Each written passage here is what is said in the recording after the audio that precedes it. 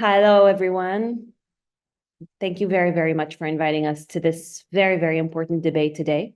My name is May Pundak. I am the co-executive director of an organization called A Land for All, Two States, One Homeland, a joint Palestinian-Israeli movement offering a two-state solution that can work, a viable vision on how to solve the Israeli-Palestinian conflict based on the assumption that there are 7 million Israelis and 7 million Palestinians between the river and the sea. No one is going anywhere, and our future is shared. Our interests are shared.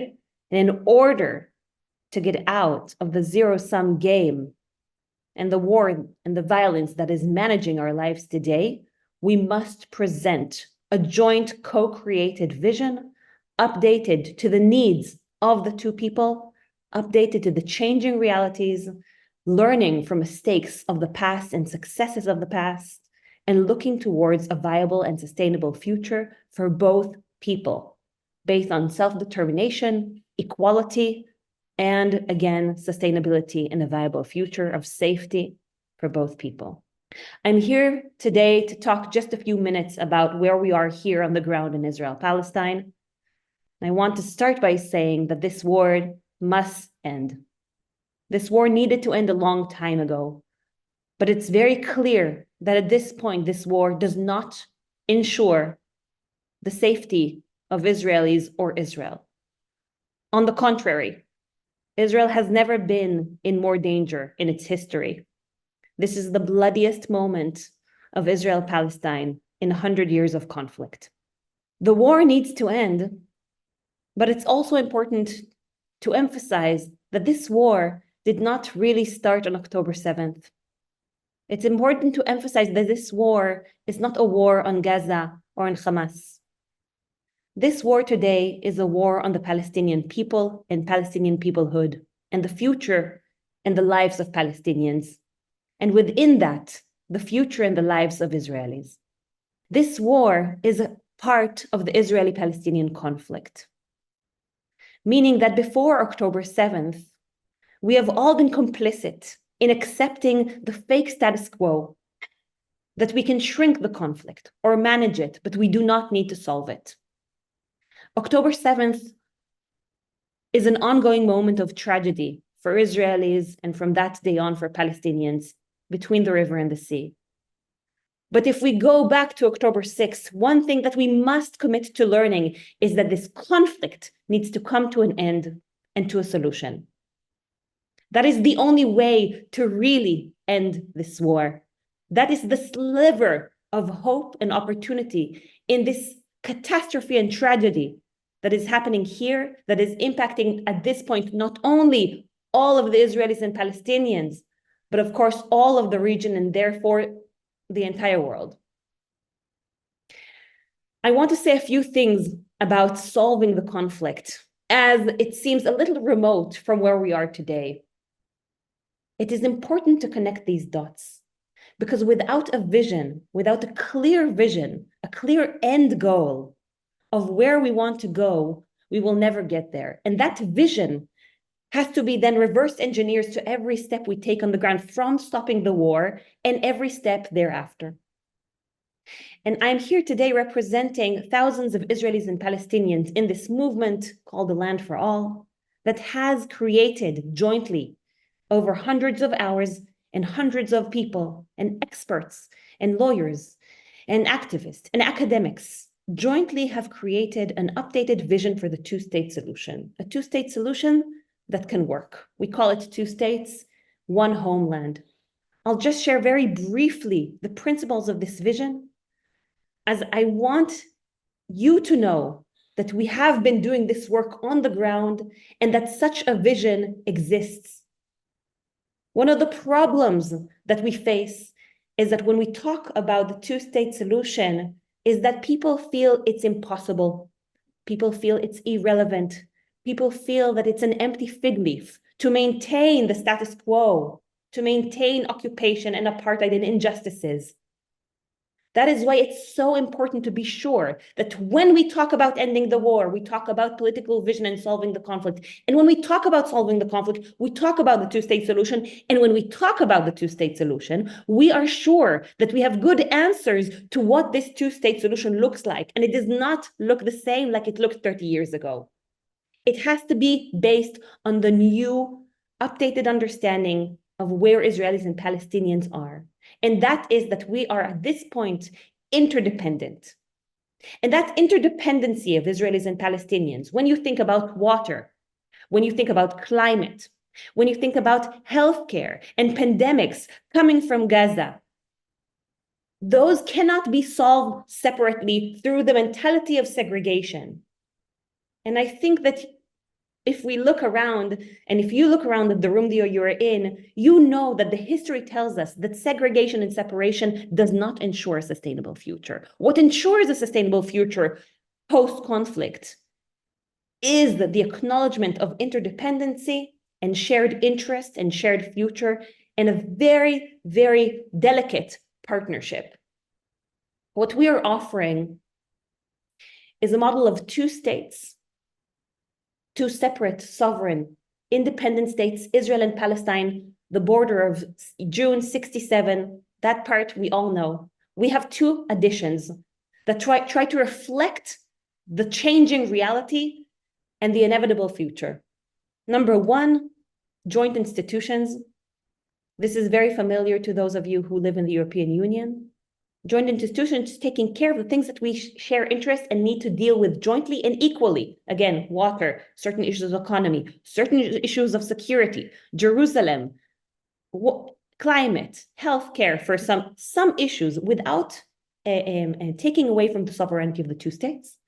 And the other addition is moving towards freedom of movement in the homeland. The homeland belongs to all of us. And you know that we have, for too long, accepted the zero-sum game and have to move beyond it. The homeland needs to be shared within these two separate states. And so we move, again, inspired by the European Union, towards a reality, gradually, with all the security measures needed to be taken, towards freedom of movement and then freedom of residency. By that, tackling the deadlocks of the classic two states that have not been able to be addressed in 30 years. Jerusalem, water, refugees, the right of return for refugees to Palestine, freedom of movement in your homeland as a basic human rights, and the difficult issues of settlements. I want to say something important about why this work is so important now and why it's urgent now, and we cannot wait to talk about political vision for after the war. The principles of the United Nations were laid down not in 1945. They were laid down in 1943, in the midst of the most darkest hours of the Second World War. We are in that moment right now. Our obligation today to the world, to humanity, to the principles of what guides the international community is to stop the war and lay down the principles and the guiding stars and the Northern Star that will lead us out of this catastrophe. Thank you very much. And we are very, very happy to be here today. And we are very grateful for your work and efforts. We encourage you to learn more about A Land for All and to become a resource for you to think away from the segregation and zero-sum into a viable future for Israelis and Palestinians that is led by Israel and Palestine, but we cannot do it alone. We cannot end this conflict alone. And I want that to be very clear, that the international community has a lot of responsibility, and we need to do this in partnership with you. Thank you very much. Thank you for inviting us to join your session today, especially in this time when Palestine and Israel are facing the most difficult time in the region's history.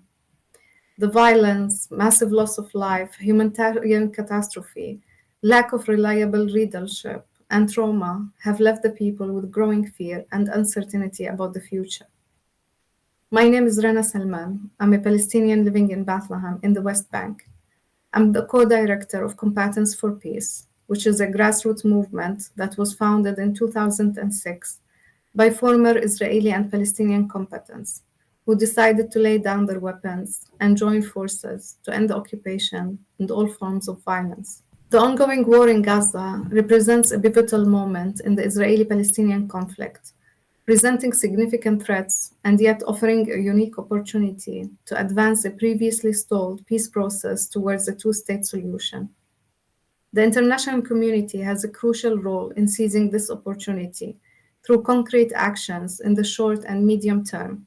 Combining ground support for a political solution with coordinated international pressure can pave the way for a sustainable resolution.